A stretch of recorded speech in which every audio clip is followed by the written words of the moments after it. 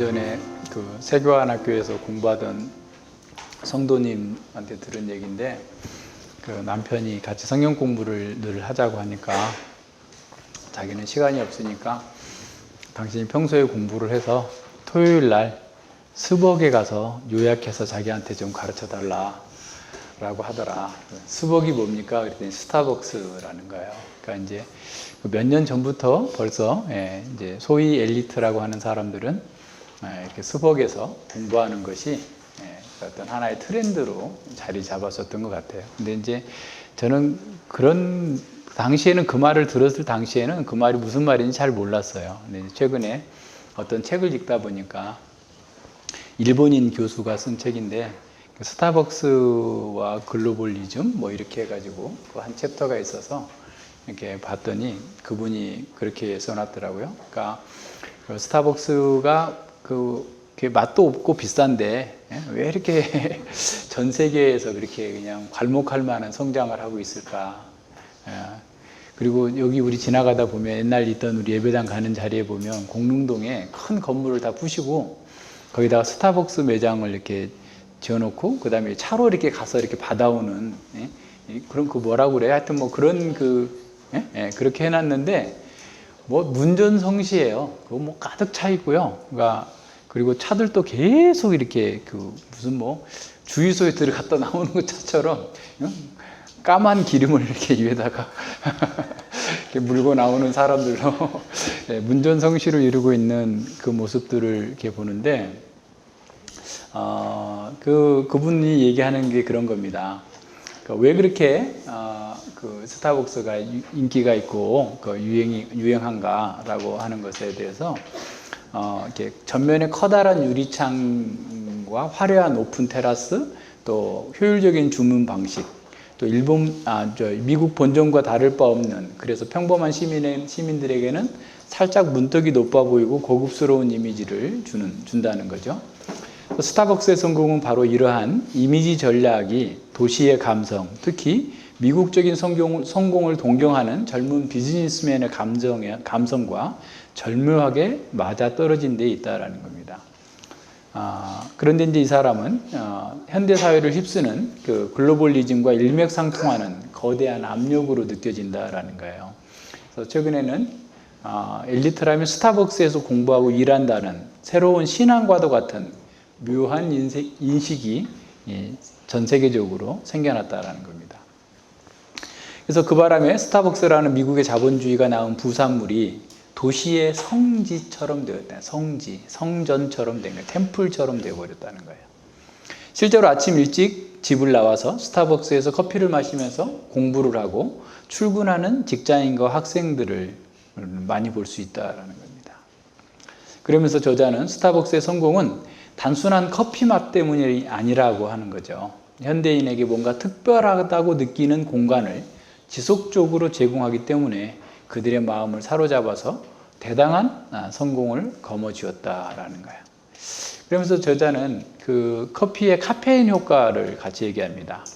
커피는 모든 음료를 통틀어서 근대가 가진 잠에서 깨어있는 느낌 혹은 분위기와 가장 궁합이 잘 맞는 음료이기 때문이다라고 하는 거죠.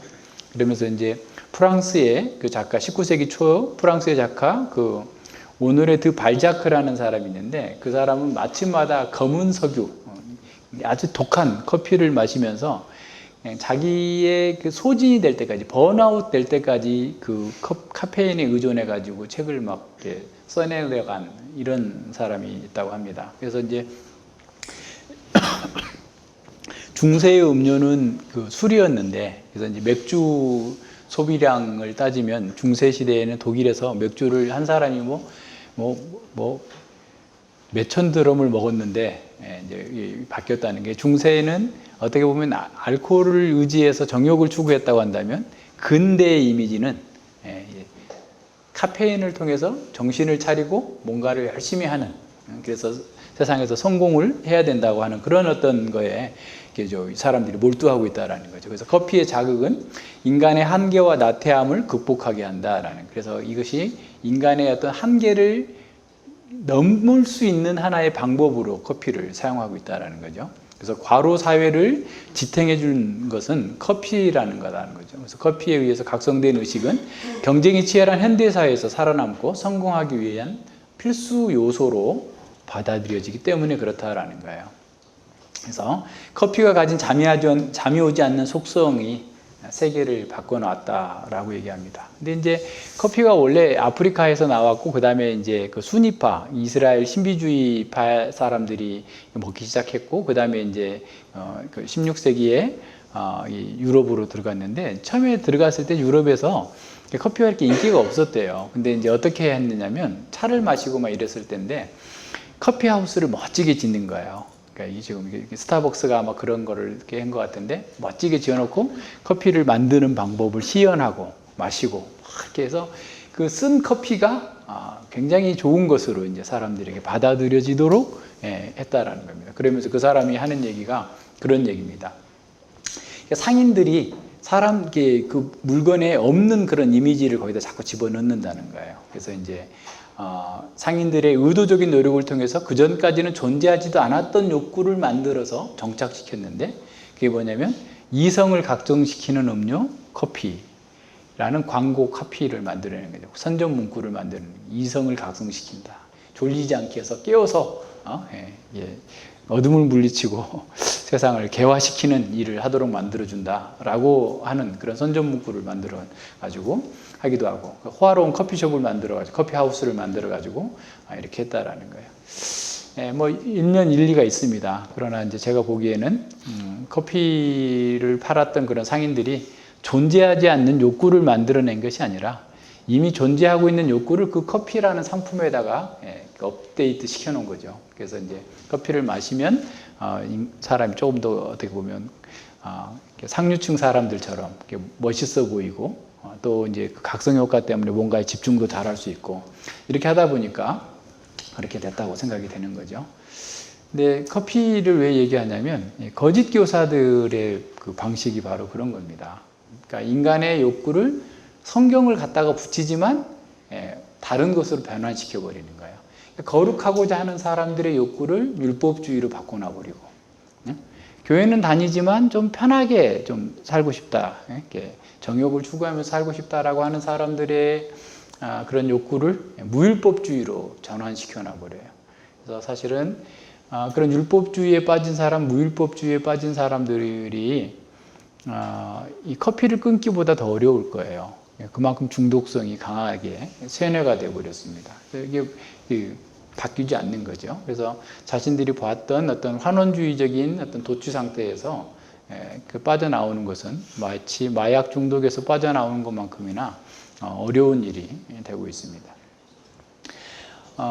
이 유다서 1장 5절로 8절에서 이게 출애굽한 사람들, 그리고 타락한 천사들, 그리고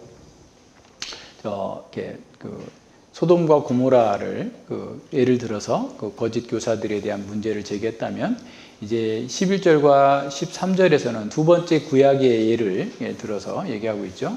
거짓 교사들의 오류를 폭로하고 있는데, 첫 번째는 세 개의 집단이었죠. 출애굽한 사람들, 그 다음에 타락한 천사들, 그리고 소돔과 고모라 사람들이었다면, 이번에는 세 명의 개인이죠. 가인과 그리고 발람과 고라, 세 사람을 어떻게 보면 잘 드러내 가지고 거짓 교사들의 그런 문제들을 하나하나 이렇게 폭로해 나갑니다. 9절과 10절에서 유다는 가만히 들어온 자들이 하나님의 영광을 담지한 교회와 성도를 넘어지게 하는 그 방식을 잘 다루었죠. 율법주의와 무율법주의를 교묘하게 유포시킴으로써 성도들이 하나님으로부터 떠나게 하는, 그래서 교회를 어지럽히는 그런 일들을 보여줬어요. 그렇다면 이제 유다는 11절로 13절에서 그런 유혹이 어떻게 나타나고 또 어떤 열매를 맺는지, 그리고 그들이 받을 심판을 아주 생생한 이미지를 통해서 보여주고 있습니다. 11절 보죠. 화 있을진저 이 사람들이여 가인의 길에 행하였으며 삭슬 위하여 발람의 어그러진 길로 몰려갔으며 고라의 폐역을 쫓아 멸망을 받았도다. 11절에 나온 이 구약의 세 가지 예는 앞서 5절과 7절에서 나온 그 사건들과 좀 중요한 몇 가지 차이가 있어요. 첫 번째는 다짜고짜 화를 선포하고 있는 거예요.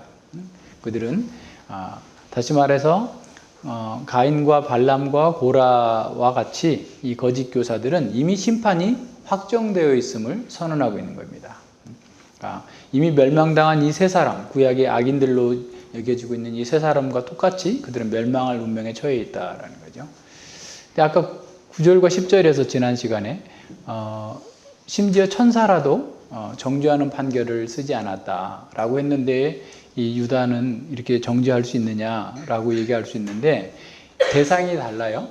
아까 9절과 10절에서 영광을 담지한 성도들에 대한 것이었고 지금 이건 이미 심판받기로 작정된 이 악인들에 대한 거예요. 그러니까 영광을 담지한 성도들에 대해서 우리가 함부로 정죄하고 판단하고 심판한 그런 판결을 할 수 없지만 이미 지금 이렇게 확정된 판결의 길로 가고 있는 사람들에 대해서 심판하고 화 있을진저라고 하는 것은 하나님의 심판 선언을 어떻게 보면 대행하고 있는 것과 같아요. 그래서 그것에 대해서 오해 없기를 바라요. 두 번째 차이는 이 유다는 구약 성경의 예증을 단순히 이어지는 적용과 더불어서 인용하지 않고 아예 그냥 그 예증들 속에서 거짓 교사들의 죄된 행실과 심판을 직접적으로 연결시켜서 결국은 그렇게 사는 것은 이와 같은 멸망을 당할 거다라고 그냥 바로 적용해버리고 있어요. 그래서 가인과 발람과 고라와 같은 화 있는 자들은 이들은 어떻게 보면 저주받은 자들의 원형으로 그려지고 있고 그들과 같은 동일한 길을 행하고 있는 사람들 또한 동일한 운명에 처할 거다라고 하는 사실을 강력하게 선언하고 있습니다. 여기서도 유다는 시간적 연대기적 순서를 따라서 배치하고 있지 않고 있어요. 순서대로 한다면 가인, 그 다음에 고라, 그리고 발람이 돼야 되겠죠. 왜냐하면 가인은 창세기 4장, 고라는 민수기 16장, 그 다음에 발람은 민수기 22, 24장에 이렇게 나오는데 그 순서를 바꿨어요. 그러니까 순서가 세 번째가 늘 강조예요. 그러니까 세 번째가 강조니까 고라의 패역을 강조하고 있어요. 단어도 점점 좀 강해져요. 가인의 길, 그랬다가 또 점점 또 있다가 발람의 어그러진 길, 그리고 고라의 패역이라고 했는데 패역의 길이에요. 그러니까 이 길이라는 말은 이들의 인격과 이들의 삶의 방식들, 행동 양식 전체를 가리키는 거예요. 그러니까 가인의 길, 발람의 길, 어그러진 발람의 길, 고라의 패역한 길, 그들의 인격과 그들의 패역한 행동 양식들을 보여주는 거죠. 그다음에 동사도 점점 더 강해집니다. 가인의 길에 행하였으며, 그 다음에 그 발람의 길로 몰려갔으며, 그 다음에 멸망을 받았도다. 그러니까 명사, 동사가 점점 강한 단어를 씀으로써 그들이 결국 그들의 행동 그 자체가 자기 파멸적인 끔찍한 결과를 가져왔음을 강조해주고 있습니다. 유다는 가만히 들어온 자들의 오류를 구약의 원형을 들어가지고 그들의 죄와 연관시키면서 부정과거 시제를 사용해서 이미 그들은 그들과 함께 참여한 자들이다 라고 하는 것을 선언하고 있어요. 그러니까 이미 가인의 길에 갔고 그리고 가인의 길에 갔으면 가인과 동일한 심판을 받을 거고 이미 발람의 길을 갔으면 이미 발람과 동일한 심판을 받을 거고 고라의 패역한 길로 갔으면 똑같이 고라와 함께 멸망을 받을 것이다. 이미 이건 정해졌다. 확정적이다 라고 선언하고 있어요. 첫 번째 멸망의 예는 가인이죠. 가인의 문제는 두 가지로 생각해 볼 수 있어요. 하나는 하나님의 말씀을 잘 가르침을 받았어요. 어떻게 예배할 것인지, 어떻게 믿음으로 살 것인지에 대한 가르침을 받았음에도 불구하고 그 가르침대로 하지 않은 거죠. 자기 방식대로 해버린 겁니다. 그러니까 하나님을 예배하는 방식에서 자기 방식대로 했어요. 그것은 단순한 문제가 아니고 하나님의 말씀을 이렇게 저버리고 자기 방식대로 한 거고 자신이 어떻게 보면 그 죄인으로서 죄사함의 은혜가 필요하다고 하는 사실을 인정하지 않은 것으로 나타나게 됩니다. 자기 편한 대로 하게 된 거예요. 두 번째 가인의 문제는 뭐냐면 그게 잘못된 것이라는 사실을 하나님께서 지적하셨어요. 그런데도 불구하고 회개하지 않고 더 분노하면서 죄에 대해서 경고하셨음에도 불구하고 아벨을 죽이게 된 거예요. 그러니까 보세요. 말씀을 들었는데 말씀대로 하지 않고 자기 방식대로 했어요. 그리고 그것에 대해서 잘못됐다. 그렇게 하면 안 된다라고 얘기했는데 회개하지 않고 의로운 그 아벨을 죽인 거예요. 동생을 죽인 거예요. 그 탈굽력이라고요. 그러니까 히브리어 성경을 아람어로 번역한 성경이 있어요. 그러니까 예수님 당시에 주로 사용하던 통용 언어가 아람어예요. 그러니까 예수님은 아람어로 가르치셨어요. 그러니까 아람어로 가르치신 것을 헬라어로 신약 성경이 기록해 놓은 겁니다. 그러니까 아람어로 했는데 그 아람어 탈굽력은 약간 의역이 있어요. 그러니까 지난번에 제주도에 가서 강의하다 보니까 중국 목회자들이 성경에 안 나온 내용들을 자꾸 관심을 갖는 거예요. 가령 이제 이런 거죠. 예수님께서 어떤 병자를 고쳐줬는데 그러고 나서 나았을 때 누구에게도 말하지 마라 라고 했는데 이 사람이 와서 말을 했다. 그러니까 이 사람이 말하지 않았으면 예수님이 핍박을 덜 받을 텐데 왜 말을 해가지고 예수님 말씀을 안 듣고 말을 해가지고 예수님이 핍박을 받게 했느냐. 이제 그걸 묻는 거예요. 그래서 이제 그와 같은 질문들이 더러더러 나오더라고요. 그래서 우리 성경이 가는 데까지 가고 멈추는 데서 멈춰야 된다. 자꾸 상상하지 말고 저자의 의도를 잘 파악하는 데 집중해라. 이제 하면서 이제 몇 가지 얘기를 했는데 이 탈굽력은 그와 같은 방식으로 뭔가 자신들의 해석을 붙여놓은 거예요. 근데 이제 탈굽력은 당시 1세기 유다의 독자들이 알고 있었다라는 걸 전제하면서 우리가 한번 본다면 탈굽력에 이 가인이 아벨을 죽이기 전에 가인과 아벨이 논쟁이 붙었다는 거예요. 그래서 이제 그 논쟁이 붙었는데 가인이 하나님은 불의하다. 어떻게 말이지 내가 똑같이 예배를 드렸는데 하나님께서 내 제사는 안 받고 너 것만 받냐. 하나님은 불의하다. 라고 이제 얘기를 하니까 아벨이 그렇지 않다. 하나님은 의로우신 분이고 이렇게 하나님 말씀대로 해야 된다. 라고 논증을 했다는 거예요. 두 번째 또 논증을 하면서 가인은 심판도 없고 하나님 의롭게 세상을 다스리지도 않고 장차 뭐 심판도 없을 거다. 이렇게 살다 죽는 거다. 그런 거 없다. 라고 하자 이제 아벨이 거기에 대해서 반대하니까 아벨을 쳐 죽였다. 이런 방식으로 나오는 거죠. 그렇다면 유다의 독자들이 이런 탈굽력의 해석적 그 번역을 알고 있었다고 친다면 이 가인의 길은 결국 하나님의 율법을 무시하는 무율법주의와 연관이 되어 있겠죠. 그죠? 하나님께 심판도 하지 아니하시고 또 어떻게 해도 하나님께서는 뭐 의롭게 다스리지 않는다라는 방식으로 이렇게 나갈 수 있다고 한다면 그렇게도 볼 수 있을 거예요. 그래서 이제 가인의 길에 행하는 사람들이라는 것은 결국은 그런 거죠. 하나님의 말씀을 이렇게 저버리고 그리고 우리가 이제 그냥 성경의 창세기 4장에 그냥 보면 하나님의 말씀을 저버리고 자기 방식대로 자기 중심적으로 해석해서 하나님의 뜻과는 다른 방식의 예배를 한 거죠. 근데 그것은 우리 히브리서 11장에서 본 것처럼 그의 재물뿐만 아니라 그의 인격과 삶이 문제가 되어 있다라는 사실들을 보여주고 있는 거예요. 그러니까 자기 중심적인 삶이 가장 문제였고 두 번째는 아까 앞서 얘기한 것처럼 하나님의 심판 또 경고가 있었음에도 불구하고 그것을 저버리고 악을 행했다라는 거예요. 그렇다면 여기 지금 유다서에 있는 이 사람들, 화 있을진저 이 사람들은 어떤 사람들이겠어요? 가인의 길을 행했다라고 그랬는데 가인의 인격과 가인의 삶을 모방함으로써 가인이 가고 있는 길을 동일하게 가고 있다라는 거예요. 그러니까 그들도 하나님의 말씀을 들었다는 거죠. 그리고 하나님의 말씀으로 경고를 받았다는 거예요. 그럼에도 불구하고 그 경고에 회개로 반응하지 않고 계속해서 가인과 같이 동생을 죽이고 다른 형제들을 영광 있는 성도들을 핍박하고 괴롭히는 자리로 나아갔다라는 것을 의미하고 있는 겁니다. 다시 말하면 하나님의 말씀에 자신을 복종시킨 것이 아니라 하나님의 말씀을 자기 정욕과 자기 중심적으로 왜곡해서 합리화해서 죄를 범했다라는 것을 보여주고 있는 것이죠. 그러니까 오늘날도 이런 사람들이 많죠. 그러니까 믿지 않는 사람들은 양심의 법을 무시하면서 죄를 짓는다고 한다면 많은 교인들이 하나님의 말씀을 율법과 복음을 강단에서 듣고 있으면서도 불구하고 다 자기 방식대로 해석하고 또 이렇게 취할 건 취하고 버릴 건 버림으로 말미암아서 예배를 자기가 원하는 방식대로 해나가는 그런 상태로 만들어지는 겁니다. 그래서 자기 열심과 또 인간의 교훈을 따라서 이렇게 바꾸는 것들, 이게 가인의 길을 가는 거죠. 그래서 성경의 복음이 아니라 어떻게 보면 자기만의 복음을 만들어서 자기 방식대로 이렇게 예배하고 있는 그런 모습들을 보여주고 있어요.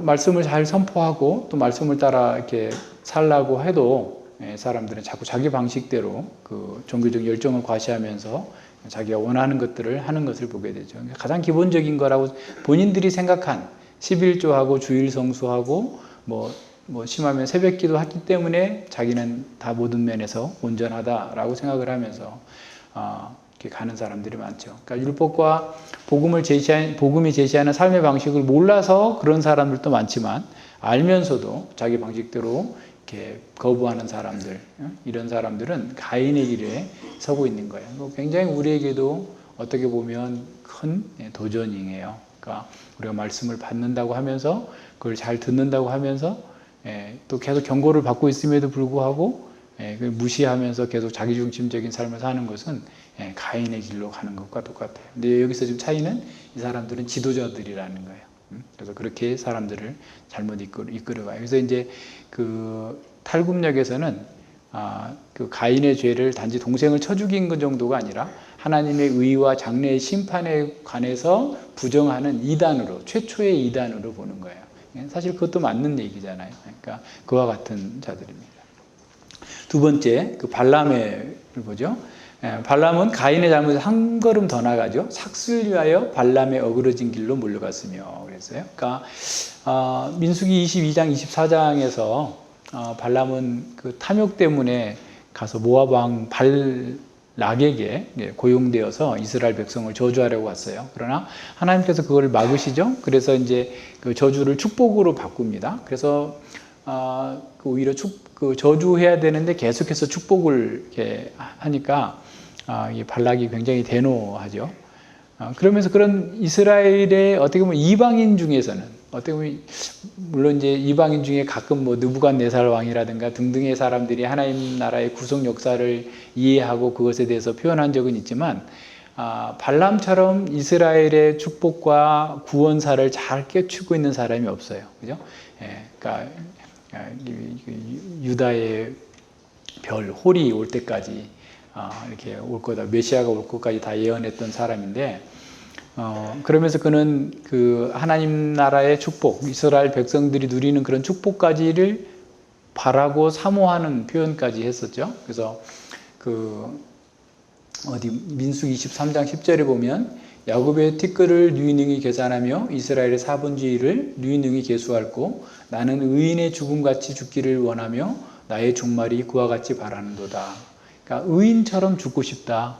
의인의 회중에 들어가고 싶다라고 한 거예요. 하나님 백성들 속에 들어가고 싶다.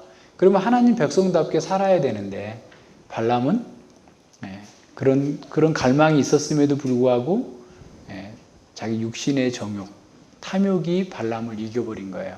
그래서 돈을 주고 모압 왕 발락이 야, 너로서는 도저히 안 되겠다. 저 애들을 무너뜨릴 수 있는 방법 한 가지만 알려주면 내가 돈을 그냥 가득 줄게 했더니 이제 이스라엘 백성들을 음행에 빠뜨려라 해가지고 이제 음행에 빠뜨리게 해가지고 죽게 만드는 일을 발람이 한 거죠. 그러니까 돈 때문에 넘어간 거예요.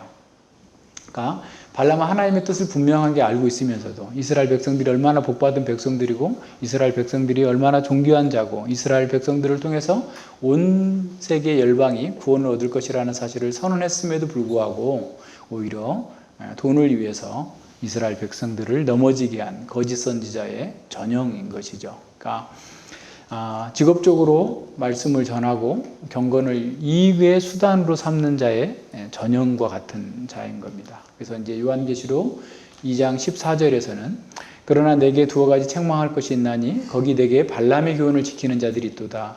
발람이 발락을 가르쳐 이스라엘 앞에 올무를과 우상의 제물을 먹게 하고 또 행음하게 하였느니라 그랬어요. 그러니까 발람의 교훈을 따르는 자들, 다시 말하면 경제적인 이익이나 육체적인 정욕을 위해서 발람이 갔던 그 길을 가는 자들이 아시아의 교회에도 있었다라는 거죠.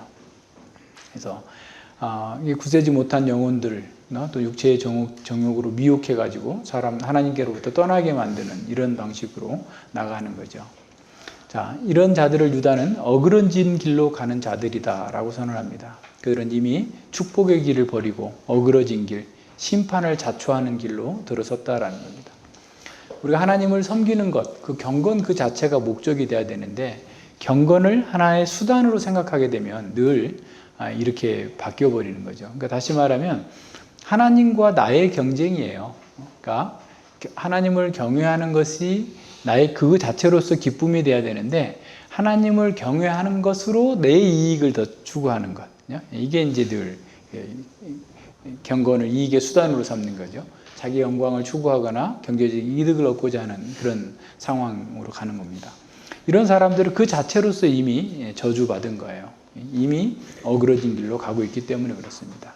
그들이 현세에서는 출세하고 성공 가도를 달린다 할지라도 그들은 이미 육체를 더럽혔기 때문에 하나님 나라의 부유함을 맛보지 못하고 영원한 저주를 받을 수밖에 없다라고 선언하고 있는 거죠. 세 번째, 고라의 반역은 심판의 결과에 대한 가장 분명한 예증으로 나오죠. 민수기 16장에 고라의 반역이 나오는데 고라는 그 제사장 그 지파, 레위 지파인 그 다단과 아비람, 온과 함께 당을 지어서 모세를 대항하죠. 당을 짓는다라는 말은 굉장히 어떻게 보면 언변이 뛰어나서 사람들을 마음을 선동하고 그 마음을 사로잡았다라는 거예요. 그래서 이제 고라는 사람들을 모아가지고 모세와 아론을 대항하기 위해서 250명을 모아서 회중들을 선동하죠. 회중들을 선동할 때 어떻게 하냐면, 야, 이 이스라엘 백성들이 다 거룩한데 니만 거룩하다고 하냐? 라고 하면서 이제 그걸 나눠야 된다 이렇게 나오는 거죠. 그 민수기 16장 그 3절에 보면 그들이 모여서 모세와 아론을 거스려 그들에게 이르되 너희가 분수가 지나도다. 회중이 다 각각 거룩하고 여호와께서 그들 중에 계시거늘 너희가 어찌하여 여호와의 총회 위에 스스로 높이느냐 그랬어요. 회중이 다 거룩하다. 그러니까 사람들의 그 입맛에 딱 맞게 아부하는 아첨하는 그런 말로 사람들을 이렇게 모아가지고 이스라엘 백성들을 대적하죠. 근데 모세는 너희가 분수가 지나치다라고 하면서 이제 이렇게 대결하자 해서 하나님 앞에서 누가 하나님께서 택하신 자인지 이렇게 보자고 하죠. 그런데 250명의 지도자들이 땅이 갈라져 가지고 그냥 다 그 가족들과 함께 산채로 멸망당하고 마는데 이스라엘 백성들은 그 상황에서도 교훈을 얻지 못하고 나중에 가서 또 무리바에서 그 모세와 아론을 대적하죠. 그런데 나중에 하나님께서는 너희가 나를 대적했다, 여호와와 다투었다라고 하면서 무리바의 무리라고 명명하셨죠. 그러니까 하나님께서 세우신 지도자인 모세와 아론을 대적한 자들은 결국 하나님의 권위를 업신여기고 하나님과 다툰 것이 됩니다. 그들은 백성들에게 이 회중도 거룩하다라는 말로 이렇게 사람들을 이렇게 높여주면서, 그러니까 사람들을 높이는 사람을 늘 조심해야 돼요. 그러니까 높이면 이게 늘 그 뒤에 어떤 문제가 나올 수 있어요. 그러면서 하나님께 세우신 질서를 거부하고 스스로 자기가 지도자가 되겠다라고 나서는 거죠. 가만히 들어온 자들은 하나님께서 세우신 지도자의 권위를 대적하기 위해서 당을 지어서 무리를 만들고 또 사람들을 이렇게 획책하고 높여주고 이렇게 하죠. 그래서 이제 말씀과 강설의 문제를 제기하거나 또는 교회의 행정과 관련된 어떤 문제를 제기하거나 하여튼 뭐 등등의 문제들을 계속해서 이렇게 만들어내고 또 그 문제들을 사실은 그냥 보면 아무 일도 아닌데 문제를 만들면 또 문제가 되는 것들이 많아요. 교회 일이라는 게 뭐 무슨 예를 들어서 행정 절차도 행정에 관한 그 법규가 굉장히 세밀하게 돼 있어도 그 법에 또 이렇게 규정되지 않는 부분들이 많잖아요. 그러다 보니까 뭐 그걸 또 악용하는 사람들도 많은데 교회 일이라는 게 더 그렇죠. 영적인 일이다 보니까 그 육신적으로 걸고 넘어지면 뭐 걸고 이렇게 안 걸릴 게 없으니까 그렇게 자꾸 하는 거죠. 근데 그런 사람들이 어떤 지도자들의 권위를 도전하기 위해서 계속해서 한편에서는 원망과 불평을 야기시키면서 한편에서는 또 다른 사람들을 자기 편으로 끌어모으는 이런 일들을 하는 겁니다. 그러나 이런 반역은 사람에 대한 게 아니고 하나님께 대한 거예요. 왜냐하면 하나님의 백성들이고 하나님의 백성을 위해서 일하는 사람들인데 그게 무슨 하나님께서 가만히 있지 않으시죠. 그래서 땅이 그들을 이렇게 벌려서 망하게 하는 것처럼 그렇게 하실 거다는 거예요. 예수님께서도 제자들을 파송하시면서 너희를 영접하는 자를 나를 영접하는 것이요 나를 영접하는 자는 나 보내신 이를 영접하는 것이다. 마태복음 10장 40절에서 말씀하십니다. 그러니까 교회의 지도자들이 그리스도의 말씀을 전하고 그리스도의 일을 이렇게 전심으로 하는 사람인데 그와 함께 서로 협력해서 어떤 일들을 이루어 나가는 것, 동역자라고 생각해야 돼요. 그러니까 우리는 목사님이 일이고 이건 내 일이 아니다 라고 생각하면 우리는 어떻게 보면 동지의식이 없는 거예요. 그죠? 동지의식이 있어야지 되는데, 그러니까 가끔 중국에 있는 어떤 목사님이 이렇게 문자를 보내는데 그 교회에 아주 잘 섬기는 성도님인가 봐요. 근데 그분이 뭐 이렇게 무슨 질병이 걸려가지고 뭐 이렇게 해가지고 이렇게 뭐 수술해야 되고 막 그러는데 늘 뭐 저의 동역자 여러분, 제 동역자인 어떤 집사님이 이렇게 아픈데 위해서 기도해 주십시오 해가지고 늘 이렇게 글을 쓰는 문자를 보내시는 분이 있는데 사실 그런 의식을 갖고 함께 그 일을 해 나가야 됩니다. 우리 하나님께서 우리를 부르셔서 그 일을 하도록 하신 것이기 때문에 그래요.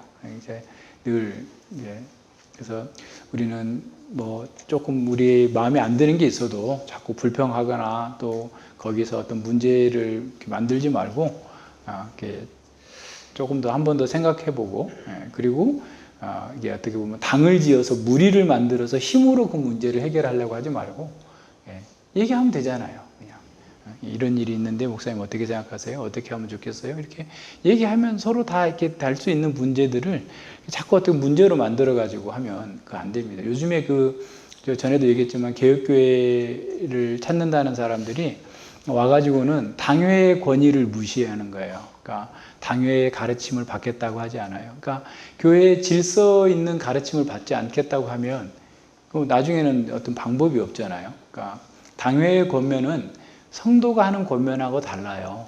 하나님께서 세우신 질서 안에서 주어지는 권면이기 때문에 당회의 권면은 성도들끼리 하는 이런 권면하고 차원이 다르게 좀 더 신중하게 또 이렇게 받아들여야 될 필요가 있는데 그걸 이렇게 못하는 거죠. 그러면서 이제 자꾸 이렇게 문제를 일으키고 나갑니다. 그래서 원망과 불평하는 것은 늘 대적하는 것의 전 단계라고 생각하고 그런 것들이 우리한테 없어지도록 해야 됩니다. 원망과 불평은 또한 자꾸 전염성이 강해요. 그래서 자꾸 그게 퍼지게 됩니다. 그래서 그런 일들이 있을 때 속히 어떻게 보면 진화해 나가야 됩니다. 그래서 하나님의 사람들은 어떤 뭐 일을 많이 하고 적게 하고를 떠나서 그 사람들의 영혼을 소중하게 생각한다라는 것에 늘 초점을 맞춰야 돼요. 그러니까 어떤 일의 성공보다 그 일로 어떤 사람도 실족하지 않도록 해야 된다. 이런 면들이 우리에게 늘 중요한 우선시 돼야 됩니다. 그래서 하나님의 사람은 뭐 일 그 자체보다도 오히려 하나님의 그 생명, 피로 값주고 사신 그 하나님의 생명이 얼마나 값진가 이것을 늘 생각해야 돼요. 그러니까 이제 거짓자들의 특징은 뭐냐면 사람들의 영혼을 싸구려 취급하는 거예요. 자기의 목표를 위해서는 그냥 얼마든지 희생해도 된다. 뭐 쟤들 가도 또 올 사람 많으니까 이렇게 하면서 그냥 쉽게 생각을 해요. 근데 그렇게 하면 안 됩니다. 그래서 우리는 늘 사람을 중요하게 생각하고 그 사람들을 이렇게 잘 돕는 자로서 우리가 있다는 사실을 기억해야 됩니다. 이게 참 분별하기가 쉽지 않기 때문에 이게 유다는 계속해서 반복적으로 여러 가지 방식으로 가르쳐주고 있어요. 그래서 양의 탈을 쓰고 교회에 들어와서 수많은 사람들을 멸망의 길로 이끌어가는 사람들을 분별하도록 유다는 우리에게 계속해서 반복적으로 가르쳐주고 있습니다. 자, 12절, 13절에 보면요, 이들이 이제 빠지게 되는 또 그들의 어떤 더 열매를 더 분명하게 보여줘요. 잘 분별할 수 있도록. 기탄 없이 겁 없이 너희와 함께 먹으니 예찬의 암초요 자기 몸만 기르는 목자요 바람에 불려가는 물 없는 구름이요 죽고 또 죽어 뿌리까지 뽑힌 열매 없는 가을나무요 자기의 수치의 거품을 뿜는 바다의 거친 물결이요 영원히 예비된 캄캄한 흑암에 들어갈 유리알 별들이라 그랬어요. 6가지 묘사가 나오죠. 반역과 멸망과 관련된 것이 생생하게 보여져요. 예찬의 암초. 그러니까 그 1세기에는 예찬과 성찬이 구별되지 않았어요. 그래서 이제 주로는 같이 그냥 식사하고 예찬하고, 그러니까 예배 중에 다 한 거예요. 그 과정에. 근데 이제 그런 사람들이 정말 거룩한 하나님의 말씀이 선포되어지고 거룩한 그리스도의 몸에 우리가 참여한다고 하는 이런 성도의 거룩한 교제 가운데 들어와 가지고 겁없이 함께 식사하면서 그리스도의 사도처럼 가장하고 또 사람들을 이렇게 무너뜨리고 있는데, 그들은 암초라는 게 암초. 그러니까 암초는 눈에 보이지 않잖아요. 그러나 암초가 배에 걸리면 치명적인 그 상태가 되죠. 배가 침몰하게 되죠. 그러니까 이게 가라지들은 그냥 뭐랄까 알곡의 그 에너지를 좀 빼앗아 먹는 정도고, 또 잘 드러나잖아요. 가라지는. 근데 암초는 잘 드러나지 않기 때문에 더 위험한 거죠. 그래서 그리스도의 형제처럼 생각하고 그리스도의 일꾼처럼 가장한 자들이 다른 성도들과 기탄 없이 교제하면서 교회를 파괴하고 영혼을 멸망으로 인도하는데, 성도들은 깨어있지 않으면 이런 숨은 장애물들에 의해서 손상을 입게 된다. 두 번째로, 자기 몸만 기르는 목자다. 자, 교회의 선생이 되는 것은 목사 또는 목자가 되는 것인데, 주님의 양을 사심없이 돌보고 그들에게 생명의 양식을 공급해야 될 그런 사람들인데도 불구하고 양들에게 양식은 제대로 공급하지 않고 자기만 위해서 이렇게 먹고 마시고 놀고 이렇게 하는 거죠. 오히려 자기 욕망을 위해서 양들을 잡아먹는 이런 사람들. 에스겔 34장에 나와 있는 자기 몸만 기르는 목자들, 이런 사람들을 가리켜서 얘기합니다. 그러니까 이런 사람들에게는 양에게 하나님의 말씀을 부유하게 먹여야 된다라는 의식이 별로 없어요. 어떻든 무슨 일을 대단하게 꾸며서 어떤 일을 하는 것에 더 초점이 맞춰져 있죠. 그리고 한 사람이 정말 거듭나고 거기서 이렇게 세례를 받고 하나님의 사람답게 사는 것에는 별로 관심이 없어요. 그런 거는 그냥 부교육자들한테 다 맡기고 사람들 자기들이 알아서 할 거고 하면서 이제 자기 하는 일에 열심히 해 나가는 거죠. 이런 사람들이 어떻게 보면 더 좋은 외모를 가지고 있고 사람들로부터 환영을 받고 또 사람들에게 친절하게 하고 모든 걸 다 이렇게 하는 것처럼 보이지만 오히려 악덕 기업주들이 직원들을 그냥 혹사시켜 가지고 자신들의 어떤 경영 성과를 달성하기 위해서 도구로 사용하는 것처럼 성도들을 또한 그렇게 사용하는 거죠. 자기 몸만 기르는 그런 목자들, 멸망할 사람들. 세 번째, 바람에 불려가는 물 없는 구름. 덥고 또 건조하고 메마른 그 팔레스타인 땅에서 구름이 떴다라는 것은 비 올 징조다. 그래서 사람들에게 기대하고 굉장히 좋아하는데 바람에 불려서 구름이 싹 지나가 버려요. 물 한 방울 뿌리지 않고 지나가 버린 그 구름. 엄청 기대를 했어요. 저 사람 박사학위를 가졌으니까 정말 목회를 잘할 거다. 저 사람은 교수로 몇 년 동안 있었으니까 잘할 거다. 뭐 등등의 기대를 했는데 막상 와서 보니까 아무런 성도들을 위해서, 교회를 위해서 이렇게 내놓는 건 없고 그냥 뭐 수많은 약속들은 남발하고 뭐 이렇게 하는데 실제로는 알맹이가 없는 이런 사람들 교회에 있다는 거예요. 잠언 25장 14절에서는 선물을 한다고 거짓 자랑하는 자는 비 없는 구름과 바람 같으니라 그랬어요. 선물한다고 자랑하면서 실제로는 없는 구름, 비 없는 구름과 같은 이런 사람들. 그러니까 거짓 교사들이 현실성 없는 그런 축복과 약속을 남발하고 자신들의 가르침이 대단한 것처럼 큰 소리 쳤지만 그 속에서는 진정한 그 변화나 또 삶의 열매가 나타나지 않는 이런 방식대로 가는 사람들, 공허한 거죠. 사실 사람의 가장 큰 필요는 하나님의 말씀으로 채워지는 건데 말씀을 이렇게 같이 가르치지 않고 또 그냥 사람들 정욕을 교묘하게 이렇게 조장하면서 다른 것에서 만족을 얻도록 만드는 사람들, 이런 사람들은 교회에서 배척해야 되는 거죠. 근데 사람들이 이걸 더 좋아해요. 왜냐하면 육신적인 사람이 많을수록 이런 사람들이 더 환영받는 것이죠. 그래서 인간의 부패한 본성에 맞는 그런 말들을 성경으로 포장해줘서 또 감동적으로 전달하기 때문에 거기에 더 호소력이 있는 거예요. 네 번째는 죽고 또 죽어 뿌리까지 뽑힌 열매 없는 가을나무. 가을나무에서 기대하는 것은 열매인데 이 교사들은 열매가 없어, 아무것도 없어요. 잎사귀만 무성해서 많은 열매가 맺을 것을 기대했던 무화과 나무처럼 아무런 종교 행위는 많지만 실제적인 그런 열매를 맺지 못하는 이런 사람들이죠. 죽고 또 죽어, 두 번 죽었다라는 것은 영적 사망과 육신 사망, 또 영원 사망까지 이미 확정되어졌다라는 그런 표현일 수 있어요. 성경에서 둘째 사망을 영원 사망과 연결시키고 있기 때문에 그런 거죠. 그러니까 그들이 하나님을 아무리 높이고 또 그들이 자신이 사도임을, 교사임을 주장할지라도 하나님과 완전히 단절되어 있기 때문에 하나님께로부터 나오는 열매를 맺을 수가 없는 거잖아요. 그러니까 아무리 말은 열심히 해도, 그러니까 파이프라인이 수도꼭지를 아무리 멋지게 황금으로 만들어 놨어도 수도 파이프라인하고 연결이 안 돼 있으면 물이 안 나오는 것처럼 마치 이 사람들이 뿌리까지 뽑혀서 하나님과는 단절되어 버린 이런 사람들이라는 거예요. 죽은 나무에서 열매를 기대할 수 없는 것처럼 성령으로 거듭나지 않는 사람들에게서 성령의 열매를 맺을 수 없습니다. 온갖 모조품을 가지고서, 모조품 열매를 가지고서 사람들을 유혹할 수는 있겠죠. 성탄 트리에다가 금색으로 무슨 온갖 색깔을 입혀가지고 이렇게 열매를 달아놓지만 그 가짜인 것처럼, 보기에는 좋지만 가짜이죠. 먹을 수 없는 거죠. 그런 것처럼 그런 모조품 열매를 가지고 있을지 모르지만 정말 참된 성령의 열매, 생명의 열매는 하나도 내지 못하고 있는 그런 사람들이죠. 우리는 사람들의 외모나 그런 것이 아니라 그들이 맺는 열매가 어떤 것인지를 잘 보면서 판단해야 됩니다. 성령의 열매가 없는 사람을 성령의 사람이라고 말할 수 없겠죠. 예수님의 성품을 닮은 사람이, 또 성령의 인도하심을 받는 사람이 성령의 열매를 맺을 수 있는 거죠.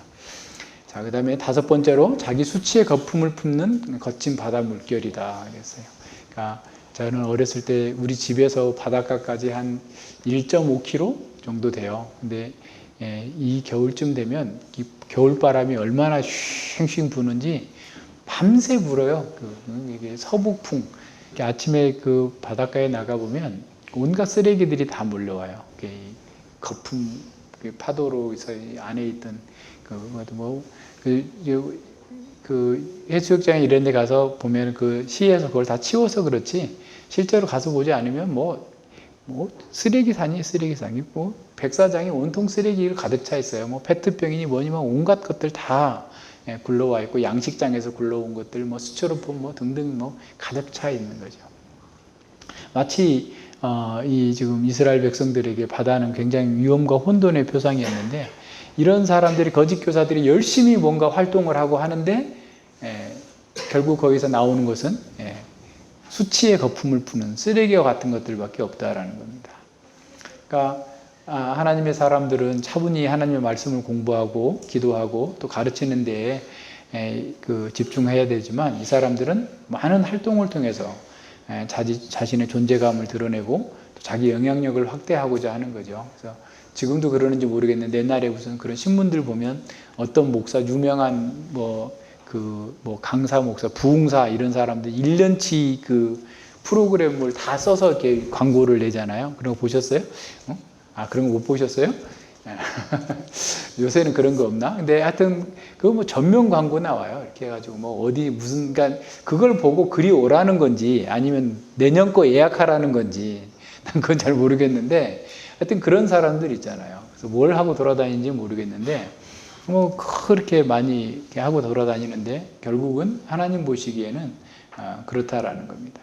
물론 그 중에 또 그렇지 않은 사람도 있겠지만, 주로 그런 자기 활동을 열심히 하면서 돌아다니는데 결국 자기 수치의 거품을 붓는 바다 물결과 같다라는, 온갖 자신 안에 나오는 부패한 것들만 드러내놓고 사람들을 괴롭게 만드는 거죠. 이사야 57장 20절로 21절에 보면, 오직 악인은 능히 안정치 못하고 그 물이 진흙과 더러운 곳을 늘 솟쳐내는 요동하는 바다와 같으니라. 내 하나님의 말씀에 악인에게는 평강이 없다 하셨느니라 그랬어요. 그러니까 악인들은 안정치 못해요. 그래서 물과 진흙과 더러운 것들을, 자기 속에 있는 것들을 계속 솟구쳐낸, 평강이 없기 때문에 자기 방식대로 나가는 거죠. 이런 것들 잘 분별해낼 수 있어야지 됩니다. 그러니까 사람들에게 유익을 줄 수 있는 생명과 또 부유한 그런 어떤 그 열매를 주는 것이 아니라, 사람들에게 같이 곁에 두고도 힘든 그런 수치의 거품들을 계속 품고 있는 사람들, 이런 사람들들. 여섯 번째는 영원히 예비된 캄캄한 흑암에 들어갈 유리하는 별들이다. 그러니까 1세기 뭐 당시 과거에는 나침판과 레이더나 무슨 뭐 이런 GPS가 없으니까 별을 보고 길을 찾아가는데 그래서 교회의 지도자는 그 하늘의 별과 같이 우리가 어떻게 살아야 될지 하나님께서 기뻐하시는 삶이 어떤 것인지 그 규범과 규칙을 잘 전해줘서 우리의 인생이 안정되게 이렇게 잘 돌아갈 수 있도록 만들어줘야 되는데 얘들은 유리하는 별이에요. 그냥 세상에 인기에 영합하고 막 이쪽으로 가면 이렇게 가고 저쪽으로 가면 저렇게 가고 그래서 뭐 교회가 주식 투자해서 돈을 벌었다니까 주식 투자하고 또 땅 투자했다니까 땅 투자해서 또 돈 벌었다니까 이렇게 하는 것처럼 왔다 갔다 늘 하는 것처럼 그 사람들 따라가는 사람들을 계속 하는 거죠. 그래서 교회가 수많은 프로그램들을 도입하잖아요. 뭐 이런 프로그램, 저런 프로그램 막 하는데 하다 보면 서로 상충되는 프로그램도 있어요. 그러니까 이런 식의 유리하는. 그러니까 사람들을 어디로 인도할지를 모르면서 잘못 끌고 가는 거죠.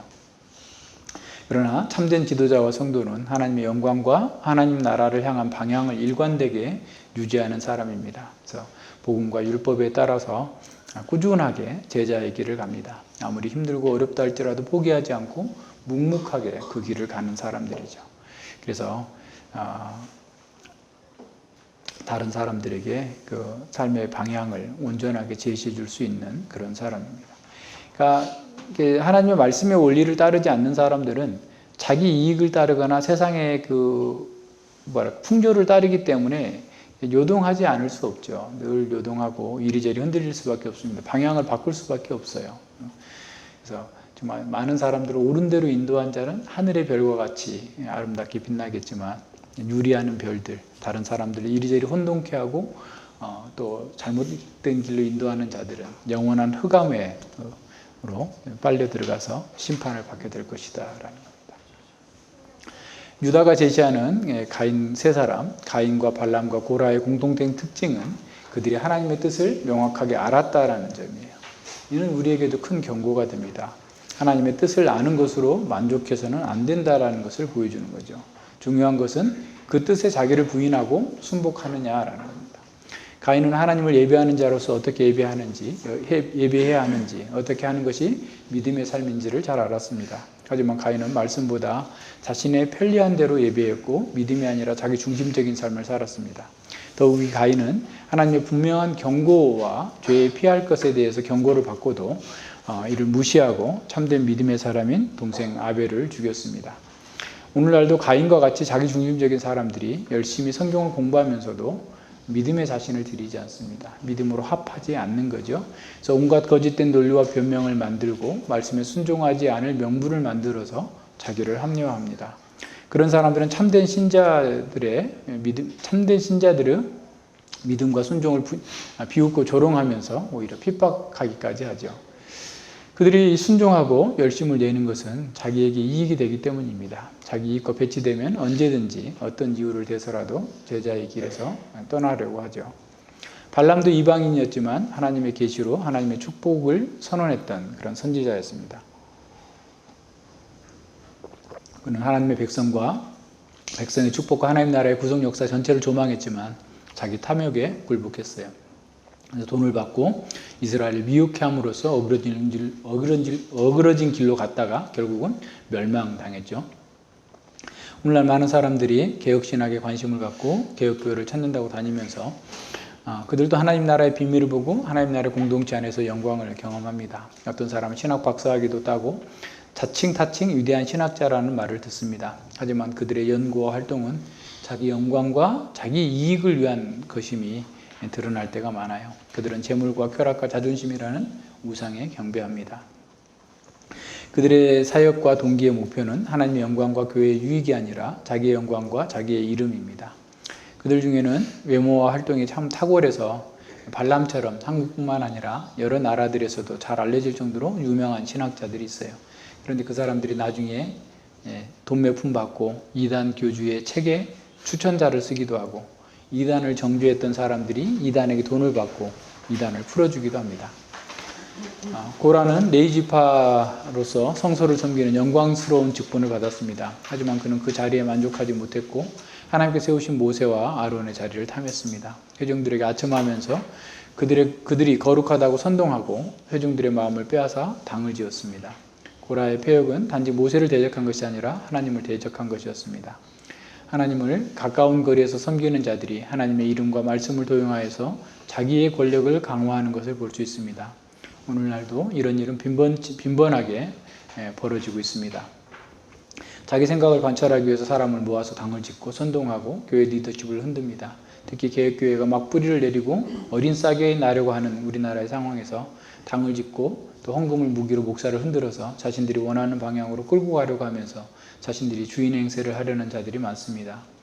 경제적인 어려움을 부딪힌 목사들의 약점들, 또는 목사가 목사도 약점이 있잖아요. 많잖아요. 근데 이제 어떤 목사는 부부관계가 안 좋다. 그래가지고 그 부부관계 안 좋은 것 가지고 또 트집을 잡아가지고 또 교회를 그냥 한바탕 흔들어대기도 하고, 하여튼 별일이 다 있어요. 이런 일들이 많습니다.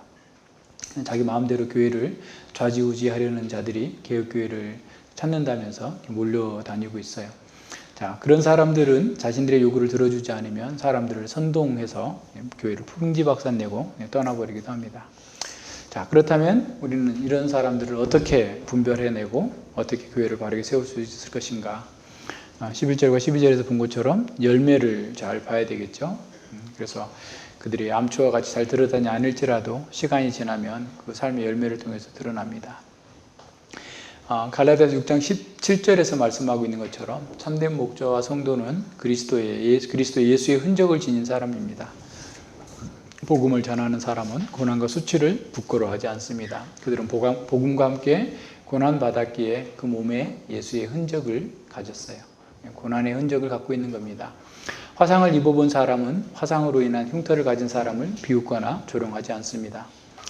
형제 사랑하기를 계속하고 자기도 갇힌 자같이 갇힌 자를 생각하고 자기도 문물 가졌은즉 학대받는 자를 생각하라.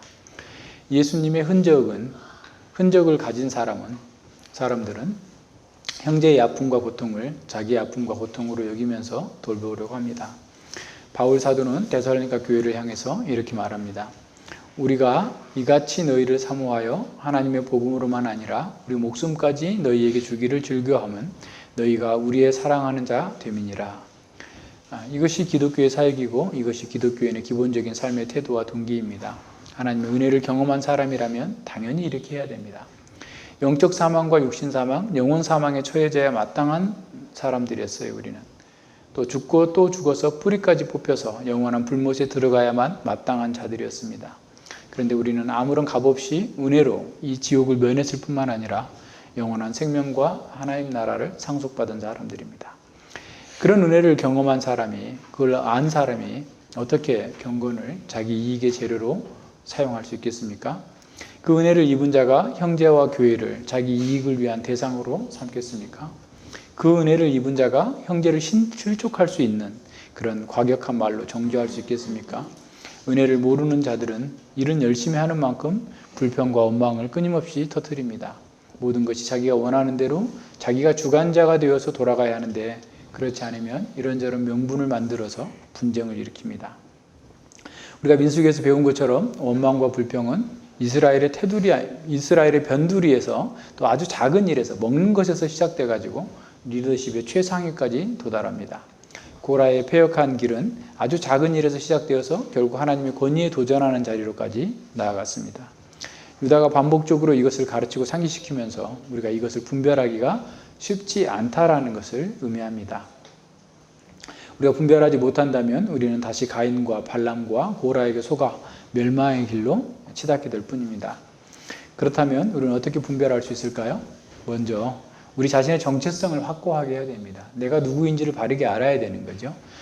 그러면 그리스도 안에 있는 형제도 또 그리스도 안에 있는 그 목회자도 분별할 수 있어요.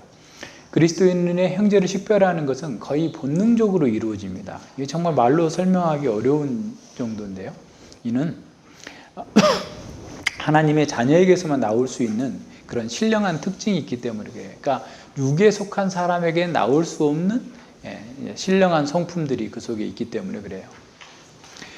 그 중에는 하나님의 영광을 기뻐하고 하나님의 속한 사람과 하나님의 일을 사랑하는 거죠. 또는 하나님의 영광을 즐거워하고 기뻐합니다. 중국의 사역자들도 보지만 이렇게 잘 대화가 안 돼도 몇 마디 들어보면 이 사람이 하나님께 속한 사람이구나, 그렇지 않구나, 이걸 금방 알 수 있어요. 둘째는 하나님 나라에 속했다라고 하는 소속감입니다. 옛 사단의 나라를 미워하고 하나님 나라에 속한 것을 사랑하는 거죠. 하나님 나라에 속한 모든 것을 사랑해요. 옛 가족과의 관계보다 하나님의 가족의 관계가 더 소중하고 중요하다고 생각합니다. 우리가 주님을 기뻐하고 사랑하면 옛 가족들과 옛 관계에 속한 사람들은 달가워하지 않을 거예요. 그래서 예수님께서도 내가 너희에게 화평을 주러 온 줄로 생각하지 마라. 화평이 아니라 검을 주러 왔다. 그래서 옛날 가족들이 막 미워하고 싫어하고 그래요. 우리 더 잘했는데도 불구하고 우리가 예수님 믿는 것 때문에 싫어해요. 달가오지 않아요.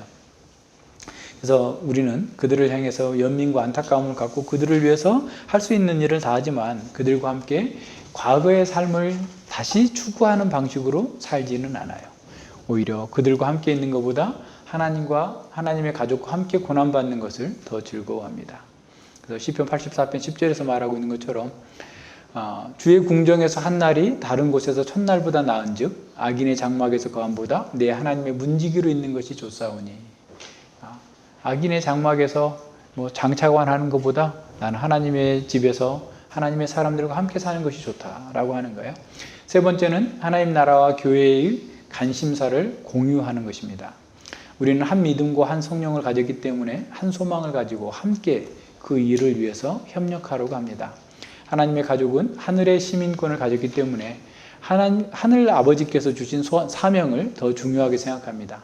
상황이 열악하고 힘들수록 하나님의 가족들은 서로 더욱 뭉치게 돼요. 적당히 섬기다가 교회가 조금 어려워지면 빨리 떠나는 사람들이 있어요. 그런 사람은 처음부터 하나님의 사람이 아닐 가능성이 있거나 또는 아직 하나님의 사람들과의 관계가 온전하게 되지 않았었기 때문에 그런 거죠. 하나님의 가족은 힘들 때 더 사랑으로 하나 되고 그래서 그 문제를 함께 풀어나가려고 노력하는 사람들입니다. 네 번째는 교회적 사명을 위해서 하나로 연합하여서 서로 사랑하고 서로의 복주를 위해서 자기를 헌신합니다. 고린도후서 11장 29절에서 누가 약하면 내가 약하지 아니하며 누가 실족하게 되면 내가 애타하지 아니하더냐라고 바울은 말합니다. 이 모든 것이 사실은 성령의 열매죠. 사랑, 희랑, 화평, 오래 참음, 자비, 양선, 충성, 온유, 절제. 성령의 열매는 9가지로 비춰지지만 하나예요. 하나, 단수입니다. 우리가 어떤 일을 어떤 동기로 하든지 간에 사랑의 열매로 열매 맺지 않는다면 우리 자신을 점검해 봐야 됩니다. 자, 그리스도인은 신앙을 통제하는 것이 아니라 신앙의 통제를 받는 사람이에요. 다시 말하면 신앙에 의해서 이끌려가는 사람, 믿음으로 사는 사람이에요. 하지만 동일한 활동을 하면서도 신앙이 아니라 자신이 주도하는 사람은 종교인입니다. 참된 신앙인은 진리 자체에 관심을 두고 진리를 구현하기 위해서 집중합니다. 그러나 종교인은 진리를 말하면서도 조직과 사람의 활동에 관심을 더 둡니다. 참된 신앙인은 성령의 역사를 의지하지만 종교인은 인간의 활동을 의지합니다. 일반적으로 종교인들은 신앙인들보다 더 많은 활동을 해요. 그들은 활동을 통해서 자신이 그리스도인한 사실을 확인받고 싶어 합니다. 그들은 자신들의 활동에서 만족을 찾습니다. 만약 활동이 줄어들거나 없어진다면 침체에 빠져서 견디지 못해 합니다. 하지만 신앙인은 무엇을 하느냐보다 자신이 하나님과 어떤 관계를 맺고 있는지에 대해서 더 많은 관심을 갖습니다. 종교인들은 자기가 알고 있는 것이나 자신이 하는 활동을 이렇게 자랑합니다. 교묘한 방식으로 자신이 이룬 것들을 드러내고자 하는 거죠. 하지만 신앙인들은 무엇을 알고 무엇을 하느냐보다 자신이 누구이고 자신의 마음 상태가 어떠한지에 대해서 관심을 갖습니다. 종교인들은 자신의 권리와 요구사항을 나열하지만 신앙인들은 하나님의 자녀답게 살고자 하는데 더 큰 초점을 둡니다. 종교인들은 자신의 주장을 관철하고 자신의 영향력을 확대하기 위해서 집중하지만 신앙인들은 주님께서 영광을 받으시고 자신의 활동을 통해서 주님이 기뻐하시고 교회가 유익하게 되는 것에 관심을 집중합니다. 자, 우리는 신앙인입니까? 종교인입니까? 교회를 어지럽힌 사람들은 모두 종교인들이었어요. 그래서 우리가 여기에서 분별력을 가져야 됩니다. 가인과 발람과 고라도 그들이 열심히 부족했던 사람들이 아닙니다. 그들이 하나님의 말씀을 몰랐었던 게 아닙니다. 그들은 우리보다 더 활동적이었고 그들은 우리보다 더 외모가 뛰어난 사람들이었어요. 그런데 그 신앙이, 들은 말씀이 그들을 지도한 것이 아니라 자신이 말씀을 지배하고 자신이 신앙을 지배하고자 했기 때문에 넘어진 거예요. 기도합니다. 예, 하나님 아버지 감사를 드립니다. 가인과 발람과 고라의 길을 보았습니다. 사실 하나님의 은혜가 아니었다면 우리도 역시 가인과 같이 갔고 발람과 같이 어그러진 길로 갔고 고라와 같이 폐역의 길로 갈 수밖에 없었던 자들입니다. 하나님의 은혜를 입은 후에도 우리는 여전히 이러한 죄에 약된 속성들을 가지고 있으면서 날마다 경계하고 두려워하는 가운데에서 우리의 구원을 이루어가야 됨을 깨닫습니다. 아버지 하나님, 우리가 하나님 말씀 가운데에서 이렇게 명백하게 주어진 말씀에 순종하지 아니하고 여전히 수많은 자기 합리화와 변명을 들이대면서 하나님의 말씀대로 하나님께 순종하지 아니할 그런 근거들을 만들어내고 있지는 않는지 두려움으로 경외함으로 우리 자신을 점검해 봅니다. 우리가 진정으로 하나님 말씀 가운데에서 우리 자신이 하나님 앞에서 어떤 존재인지 더 깊이 깨닫고 하나님의 은혜를 경험한 자답게 우리가 망했던 사람들이었고 이제 영원한 사망까지 당할 수밖에 없었던 그런 필연적인 절망 가운데 있었던 자들을 구원하신 그 하나님의 은혜에 어떻게 합당하게 살아갈 수 있을지 늘 깨어서 기도하면서 말씀을 따라 살기를 간구하오니 주님께서 저희들을 인도하여 주시고 함께하여 주시옵소서.